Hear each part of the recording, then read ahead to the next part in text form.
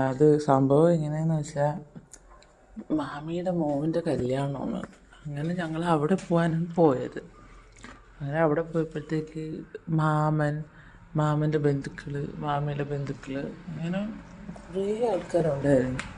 കുറേന്ന് വെച്ചാൽ കുറേ ആൾക്കാർ. എന്ന് വെച്ചാൽ കല്യാണമല്ലേ, കല്യാണമാകുമ്പോൾ ഈ ആൾക്കാരെല്ലാം അവിടെ കാണുമല്ലോ. അങ്ങനെ ഞങ്ങളെല്ലാം കല്യാണത്തിന് പോയി. കല്യാണം തലേ ദിവസമാണ് പോണത്. അപ്പം കിടക്കാനൊന്നും അവിടെ സ്ഥലമില്ലടാ. എന്ന് വെച്ചാൽ അതിനു വേണ്ടി ആളായിപ്പോയി. അപ്പം നമ്മൾ പോയപ്പോൾ നമുക്ക് ഇവിടുന്ന് ട്രെയിൻ മിസ്സായിപ്പോയി. കുറച്ചൊന്ന് ലേറ്റായിട്ടാണ് പോയത്, കോട്ടയത്തല്ലേ. അങ്ങനെ കുറച്ചൊന്ന് ലേറ്റായിട്ട് നമ്മൾ പോയപ്പോഴത്തേക്ക് കിടക്കാനുള്ള സൗകര്യമൊക്കെ പാടായിരുന്നു. അങ്ങനെ ഞങ്ങൾ പോയെന്ന് വെച്ചാൽ മറ്റേ ചിറ്റയില്ലേ ഞാൻ പറഞ്ഞ രേണുചിറ്റ, രേണുചിറ്റ വീട്ടിലാണ് ഞങ്ങൾ കിടക്കാമെന്ന് പറഞ്ഞ് പ്ലാൻ ചെയ്തത്.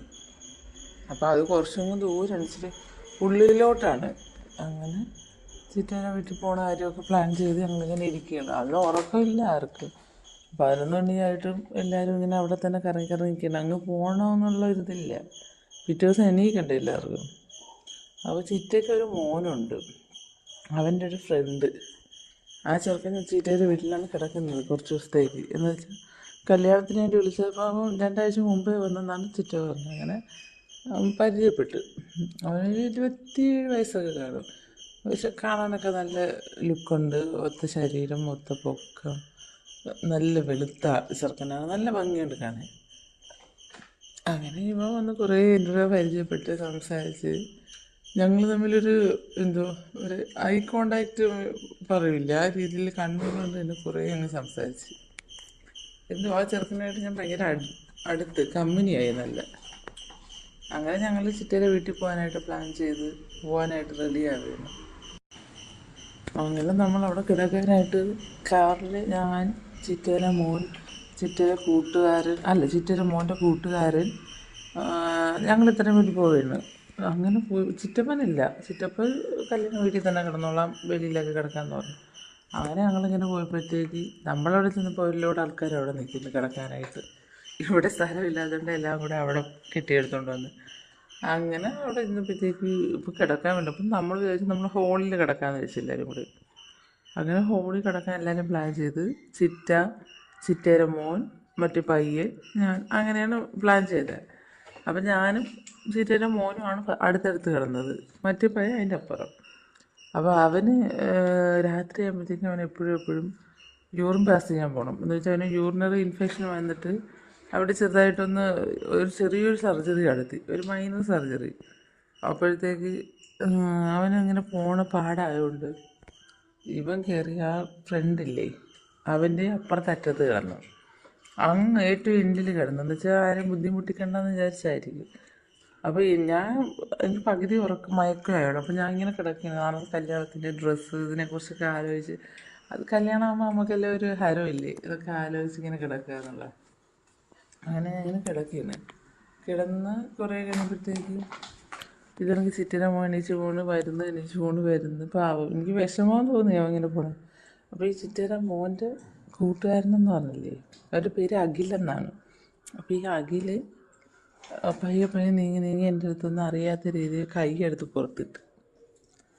അപ്പം എനിക്ക് മനസ്സിലായി ഇവൻ ഉറക്കത്തിലായിരിക്കുമെന്ന്. അപ്പം ഞാനങ്ങനെ വിചാരിച്ചു ഉറക്കത്തിലാണെന്ന് വിചാരിച്ച് ഞാനങ്ങ് കണ്ണടച്ച് കിടന്നു. പിന്നെ കുറച്ച് കഴിഞ്ഞ് വീണ്ടും അവൻ കൈയെടുത്തിട്ട് ഞാനങ്ങ് മാറ്റിയിട്ട് ഞാൻ വീണ്ടും കിടന്നു. അങ്ങനെ അത് കഴിഞ്ഞപ്പോൾ എനിക്ക് മനസ്സിലായി ഇവൻ ചെറിയ മയക്കം ആയിരിക്കത്തേ ഉള്ളെന്നാണ്. ഞാനാണെങ്കിൽ കല്യാണ വീട്ടിൽ നിന്ന് 6:30 ആ ടൈമിൽ കഴിച്ചാണ് ഫുഡ്. മറ്റു പൊറോട്ടയും ഗ്രീൻ പീസ് കറി, ചിക്കൻ കറി, അങ്ങനത്തെ കറികൾ. അപ്പോൾ എനിക്കാണെങ്കിൽ ഭയങ്കരമായിട്ട് വിശന്നിട്ട് വയറെല്ലാം കത്തുമെന്നുള്ളേ, വയറ് കത്തുന്ന മണം വെളിയിലെത്തി. അപ്പം ഞാൻ നോക്കി ഇപ്പം കിടക്കില്ല. അപ്പം ഞാൻ എൻ്റെ അടുത്ത് ചോദിച്ച്, അഖിലേ നീ ഉറങ്ങിയോ എന്ന് ചോദിച്ചു. ഇല്ല, പറഞ്ഞു ചേച്ചിയെന്ന് പറഞ്ഞു. ഞാൻ പിന്നെ, അഖിലേ നിനക്ക് വിശക്കുന്നുണ്ടാടാ? എനിക്കാണെങ്കിൽ ഭയങ്കര വിശക്കുന്നു, ഞാൻ 6:30 ആ ടൈമിലാണ് അവിടുന്ന് കഴിച്ചിരുന്നത്. അപ്പോൾ അവൻ പറഞ്ഞു ചെറുതായിട്ടേ ഉള്ളൂ, വലിയ വിശപ്പില്ല എന്ന് പറഞ്ഞു. അപ്പോൾ എൻ്റെ അടുത്ത് പറഞ്ഞു, ചേച്ചി ഞാൻ പോയി ഫ്രിഡ്ജിൽ എന്തെങ്കിലും ഉണ്ടോ എന്ന് നോക്കട്ടെ എന്ന് ചോദിച്ചു. ഞാൻ അന്ന് പോയി നോക്കടാന്ന് പറഞ്ഞു. അങ്ങനെ പയ്യൻ ഞാനും അങ്ങനെ എണീച്ച് അവൻ്റെ പുറകെ ഇങ്ങനെ നടന്നങ്ങ് പോയി. എന്തരാണ് ഉള്ളതെന്ന് അറിയണ്ടേ. അങ്ങനെ അവൻ ഫ്രിഡ്ജിൽ നോക്കിയപ്പം വലിയൊരു നേന്ത്രക്ക ഉണ്ടായിരുന്നു. അങ്ങനെ അവൻ വന്നിട്ട് പറഞ്ഞ് ചേച്ചി നേന്ത്രക്കായുണ്ട്, ഇത് നമുക്ക് പകുതി കഴിച്ചാലോ എന്നിങ്ങനെ വന്ന് ചോദിച്ചു. അങ്ങനെ അവൻ ഇതൊക്കെ പറഞ്ഞു. അപ്പം ഞാൻ പറഞ്ഞു നീ ഒരു കാര്യം ചെയ്യും, അതവിടെ വെച്ചോ, ഞാൻ ഒന്ന് വാഷ്റൂമിൽ പോയിട്ട് വരാം എന്നിട്ട് കഴിക്കാമെന്ന് പറഞ്ഞു. അങ്ങനെ ഞാൻ കിടക്കുന്ന സ്ഥലത്ത് വെച്ചേക്കാൻ പറഞ്ഞു. എന്നിട്ട് ഇപ്പോൾ അതും കിടക്കുന്ന സ്ഥലത്ത് വെച്ചിട്ട് അവിടെ ഇരുന്ന് കിടക്കുന്നിടത്ത്. അങ്ങനെ ഞാൻ വാഷ്റൂമിലൊക്കെ പോയിട്ട് തിരിച്ചു വന്നിട്ട് ഞാൻ എൻ്റെ അടുത്ത് പറഞ്ഞ് ഒരു പഴം എടുക്കുമ്പോൾ കഴിക്കാൻ ഒരു പഴം ഞാൻ അവനോട് കഴിച്ചു. എന്നിട്ട് ഞങ്ങൾ അവിടെ ഇരുന്നു.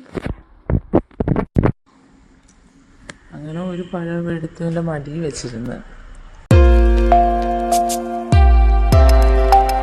നമ്മുടെ ക്യാമ്പസുകളെ മുഴുവൻ ഇത്തരത്തിലുള്ള ഈ ക്രിമിനലുകളുടെ കാച്ച്മെന്റ് ആക്കി മാറ്റിയപ്പോൾ എന്ത് ചെയ്തു എന്ന് പറഞ്ഞു കഴിഞ്ഞാൽ ബാക്കിയുള്ളവരെല്ലാം ഈ ക്യാമ്പസുകൾ വിട്ടു പൊക്കളഞ്ഞു. ഇന്ന് കേരളത്തില് ഈ മാർക്സിസ്റ്റ് നേതാക്കന്മാരുടെ പിള്ളേരുൾപ്പെടെ 10ാം ക്ലാസ് 12ാം ക്ലാസ് കഴിഞ്ഞാൽ ഇവരാരും പിള്ളേർ ഇവിടെ പഠിപ്പിക്കുന്നില്ല. നേതാക്കന്മാരെ എടുത്ത് നോക്കിക്കൊള്ളുക. എനിക്ക് ഓർമ്മയുണ്ട്, മുമ്പ് ഒരു വലിയൊരു വളരെ പ്രോഗ്രസീവ് എന്ന് അവകാശപ്പെടുന്ന ഒരു മന്ത്രി മകളെ സ്കൂളിൽ ചേർത്തപ്പോൾ എന്റെ മകളെ സർക്കാർ സ്കൂളിൽ ചേർത്തു എന്ന് പറഞ്ഞ് വലിയ വലിയ പത്രത്തിൽ വാർത്ത വന്നു. സർക്കാർ സ്കൂളിൽ ചേർന്നു. +2 കഴിഞ്ഞപ്പോൾ ആൾ എവിടെ പോയി? എന്തെങ്കിലും അറിയാമോ നമുക്ക്? അതുപോലെ എത്ര പേര്, ഞാൻ കോളേജിൽ പഠിച്ചുകൊണ്ടിരിക്കുമ്പോൾ ഒരു വലിയ വനിതാ നേതാവ് ഉണ്ടായിരുന്നു. അവരെ ഞാൻ പിന്നീട് കാണുന്നത് ഈ കാരണഭൂതം ഡാൻസ് കളിക്കുമ്പോഴാണ്. അവരൊരിക്കൊരു പോസ്റ്റ് ഇടുന്നു, മരുമകന് ഇംഗ്ലണ്ടിൽ നിന്ന് MBA കിട്ടി. മുഴുവൻ ഇത്തരത്തിലുള്ള ഇവരാരും തന്നെ ഇവരുടെയൊക്കെ മക്കളും മരുമക്കളും ബന്ധുക്കളും എല്ലാം വരേണ്യരായി ജീവിക്കുമ്പോഴാണ് ഈ പാവപ്പെട്ട ജനങ്ങള് ഇവർക്ക് വേണ്ടി അടിയുണ്ടാക്കാനൊക്കെ പോകുന്നത്. ഇവരെല്ലാം നമ്മൾ മറ്റേ ഹിസ്റ്ററി ഷീറ്റർ പോലെ ഒരു ലിസ്റ്റിൽ കയറി കഴിഞ്ഞാലുണ്ടല്ലോ, പിന്നെ ജീവിതകാലം മുഴുവൻ നിങ്ങൾക്ക് ഈ ജീവിതം, ഇതാണ് ശരിക്കുള്ള ആട് ജീവിതം, ഈ ജീവിതം നയിക്കാനേ നിങ്ങൾക്ക് മാർഗമുള്ളൂ. നിങ്ങൾക്ക് ഇതിൽ നിന്ന് മോചനമില്ല. കേരളത്തിലെ അച്ഛനമ്മമാരും മറ്റുള്ളവരും ഇത് മനസ്സിലാക്കണം. കുട്ടികളെ ഇപ്പൊ പലരും കേരളത്തിലെ ക്യാമ്പസുകളിൽ പിള്ളേരെ അയക്കാത്തതിന് കാരണം ക്രിമിനാലിറ്റിയാണ്. ഞാൻ തന്നെ പലരോടും ചോദിച്ചിട്ടുണ്ട് എന്തുകൊണ്ടാണ് കേരളം വിട്ടുപോകുന്നത്. കാരണം +2 കഴിഞ്ഞു കഴിഞ്ഞാൽ അവർ കേരളം വിട്ടുപോവാണ്, മറ്റുള്ള സംസ്ഥാനങ്ങളിൽ പോവാണ്. ഇപ്പൊ അടുത്ത കാലത്ത് ട്രിവാൻഡ്രത്ത് നിന്ന് IFS കിട്ടിയ ഒരു കുട്ടി, അത് വളരെ വളരെ ദരിദ്രമായ പശ്ചാത്തലത്തിലാണ്, ഏഷ്യാനെറ്റിലാണ് അത് പ്രധാനമായിട്ടും വന്നേ. ആ കുട്ടിക്ക് 100-200 രൂപ പോലും കുടുംബത്തിന് ഒരു ദിവസം വരുമാനമില്ല. അത് പോയി പഠിച്ചിരിക്കുന്നത് മദ്രാസ് ക്രിസ്ത്യൻ കോളേജിലാണ്. കാശില്ലായിട്ട് പോലും അത് അവിടെ പോയി പഠിച്ചിരിക്കുന്നത്. അതിനുള്ള അവയർനെസ് തന്നെ ഉണ്ടായി. ഇവിടെ കിടന്നിരുന്നെങ്കിൽ വഴിയാധാരമായേനെ.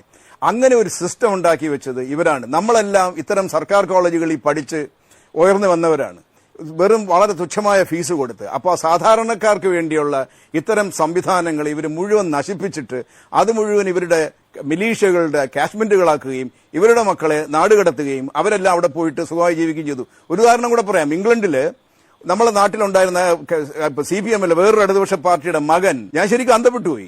അയാള് കിറ്റ് മേടിച്ച് സ്വന്തമായിട്ട് വിമാനം ഉണ്ടാക്കി പറത്തി കിടക്കുകയാണ്. ഇത് വാർത്തയിൽ വന്നാണ്, TV വാർത്തകളിൽ വന്നാണ്. ഇങ്ങനെയാണ് ഇവരുടെ എല്ലാം ജീവിതം. രസകരമായ കാര്യം, ഇവരൊന്നും അമേരിക്കയിലില്ല, ധാരാളം പേര് യൂറോപ്പിലാണ്. ഇപ്പൊ കഴിഞ്ഞ ഒരു 10 കൊല്ലത്തിനകത്ത് യൂറോപ്പില് ചെറുപ്പക്കാരില്ലാത്തതുകൊണ്ട് ധാരാളം ജോലി സാധ്യതയുള്ളത് കൊണ്ടൊക്കെ അവർ യൂറോപ്പ് തുറന്നിട്ട് കൊടുത്തപ്പോ ഇപ്പൊ നോക്കിക്കഴിഞ്ഞാൽ, നിങ്ങൾ നോക്കിക്കഴിഞ്ഞാൽ ഈ പാർട്ടിയിൽപ്പെട്ട ഇവരുടെ ബെനിഫിഷ്യറി ഇക്കോസിസ്റ്റത്തിൽപ്പെട്ട ആളുകളുടെ മക്കള് ഒരു വലിയ വിഭാഗം യൂറോപ്പിലാണ്. എന്നിട്ട് ഇവിടെ കിടന്ന് ഈ പിള്ളേർക്ക് വേണ്ടി ആശംസകൾ അർപ്പിക്കാനും ഇവരെ ഇത് വിരളി പിടിപ്പിക്കാനും. ഇതിനകത്ത് IAS ഓഫീസർമാർ വരെയുണ്ട്. റിട്ടയർ ചെയ്ത് ജീവിതകാലം മുഴുവൻ സുഖമായി അധികാരത്തിലിരുന്ന് ആസ്വദിച്ച IAS ഓഫീസർമാരും ഇതേ ലുംബനിസമാണ് കാണിക്കുന്നത്. നമ്മളിത് കാണുമ്പോൾ ഉണ്ടല്ലോ, എനിക്ക് ശരിക്കും ധാർമ്മിക രോഷവും സങ്കടവും എല്ലാം കാണുന്നത്. നമ്മുടെ ഇത്രയും മനോഹരമായ ഒരു സംസ്ഥാനത്തിന് ഇങ്ങനെ കുട്ടിച്ചോറാക്കിയതിന് ഇവര് മറുപടി പറഞ്ഞു.